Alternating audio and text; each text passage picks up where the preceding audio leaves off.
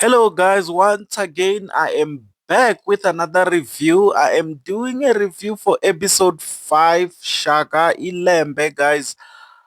It's really going down, to be honest. It's really going down. We are starting to see the glimpse of how South Africa came about. Obviously, as Shaka being the king, we are starting to see him starting to confront Umthethwa about him not ruling the right way. We are starting to see everything starting to come together. Obviously, we have said that in the previous episodes that it's the dots are not connecting, but now they're starting to connect the dots.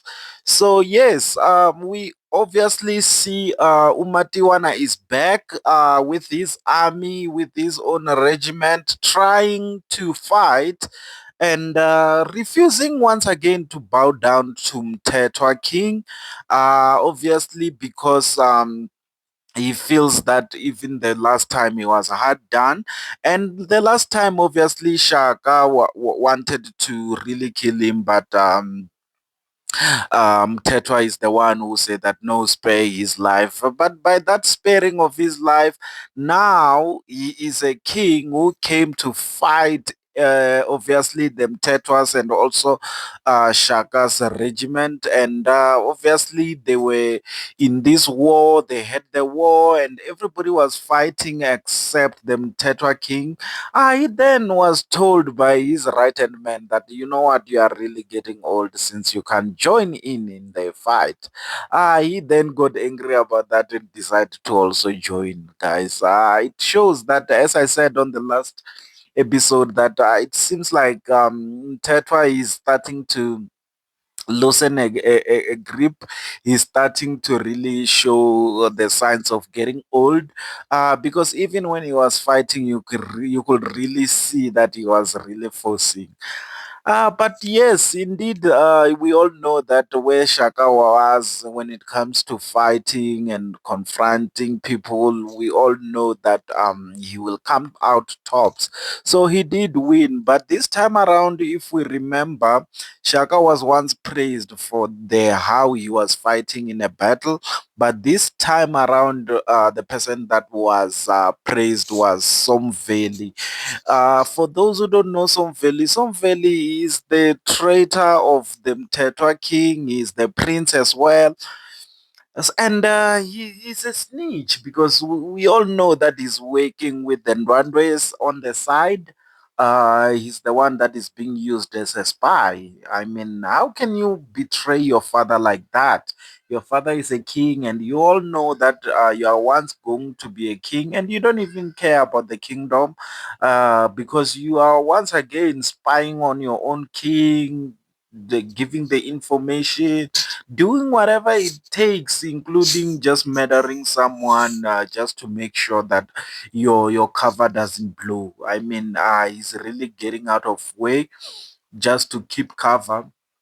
And we see now, obviously, with also the girls are involved. Obviously, Shaka, as we said, is starting to get to meet the lady, and as I said on the last episode, on episode 4, that he was being a gentleman, and on episode 5, obviously the relationship seems like it's starting to continue.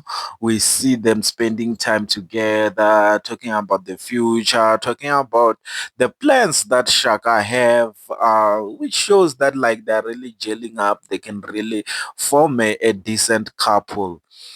Obviously, we also saw on at the end of the last episode that Shaka decided to send his younger brother to the Xhosa people to go to spy on them and to find out whether they're gonna be joining the war, to find out which side are they gonna be on, because we all know that the Xhosa people were obviously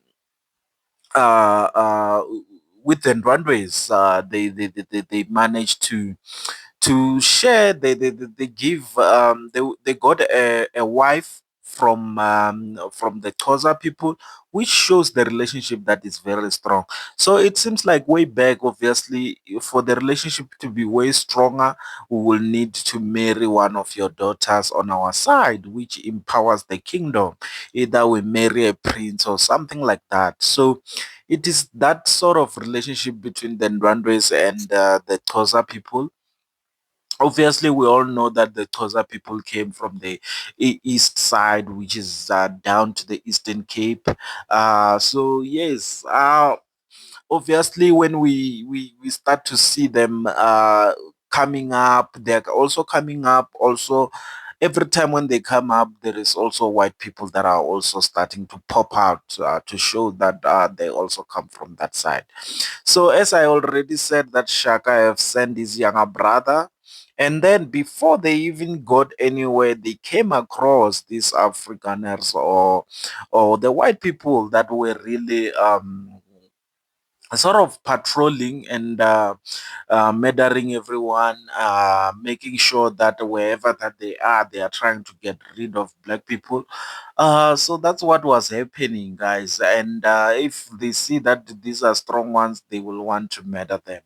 And that's where we start to see people.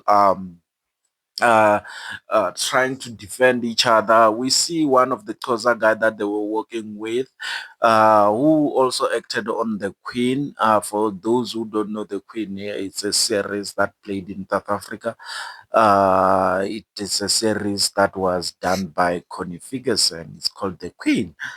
So yes, he is the one who was sort of a person who they were working with.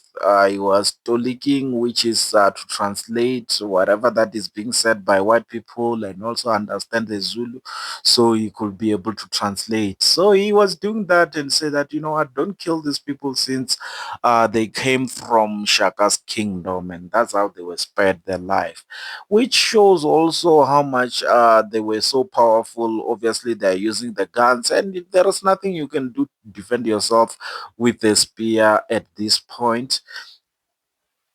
At this point, obviously, they haven't really came across Shaka. We all know that back on episode 1 or 2 on season 2, they've met them Tetra King, but they spared his life as well. So yes, obviously, they are starting to come to show that they're starting to move north. Because if they are in Durban, it shows that they are starting to want to explore the whole South Africa. So that's where in this episode they are trying to portray that in a way that now they're starting to obviously get into Durban and start moving towards. I'm sure they will move towards them Tetras before they arrive to the Shakas, to the Shaka and all the other kingdom. So yes, guys, that's what has happened as far as on Shaka's side. Obviously, Shaka he managed to win the fight, as I said, and we saw Usom Valley, as I already said, he's also doing his thing, trying to make sure that he get rid of all the evidence so that he can still be a prince. And he also talked to his father and be like, you know what, you never cared about me, and the father was like, no, no, I trust you. I'm starting to trust you, and I'm going to forever trust you. Which shows that the difference between what Somville is doing and also the king, they're going in separate ways because Somville is busy trying to get the information to the Ndwandwes while the Mtetwa is thinking that my son is going to become a king, which shows that they are really walking different paths, to be honest. We also saw the king of them Tetwas, Udingiswayo. We also see him ruling to say that one of the guys was like, you know what, I also want to be like Shaka. I have a family that I need to go to fight for my own kingdom. And the Dingiswayo was like, hell no, that's not going to happen. We're not going to support you to do that. It was like, why not? Because you did it for Shaka. And it shows that the double standard were there, which was really not nice at this point, because this boy, I remember he grew up with also Shaka, and they were fighting together. And Dingiswayo was like, you know what, I gave you the cows, I give you the heart, I gave you the land. It's not enough for the all that I gave you. Why do you still want more? And it really didn't sit well with Dingiswayo, to be honest. Obviously, we with the Ndwandwes on that other side, the Ketiwe is trying to run away. Obviously, she's trying to run away from Noma Chanjana. Obviously, he is starting to become abusive because he can see that Ketiwe is really in love with the younger brother. Even herself, she just want to get away because she's just not there, to be honest, on that relationship or on that marriage. She want to go back to the guys in the Eastern Cape, which were the Xhosas, obviously. So she want the younger brother to accompany her, and he promised her that, you know what, for now, cool down so that we don't get chased. I will definitely accompany you. So on episode 6, obviously, it will be really going down because I'm sure Katie will be then trying to run away. And as for the king and his mother, they're still busy with the witchcraft and all the shenanigans that they're doing. And we obviously see how everything is starting to shape up. I definitely think that Tetwa have way too many people that are chasing for his head, because even Shaka have said it that, you know what, this king is really getting old, and I think that somebody else will need to take over to become the king of kings. So all those king of kings, the king of kings, obviously when you are a king of king, you need to be strong, so that all the other kings can obey whatever that you say. If you say that don't go fight with the other tribe and you go ahead and fight, it becomes a problem, which shows that a king of kings really need to be somebody who's really strong. Obviously, we'll start to see what will happen.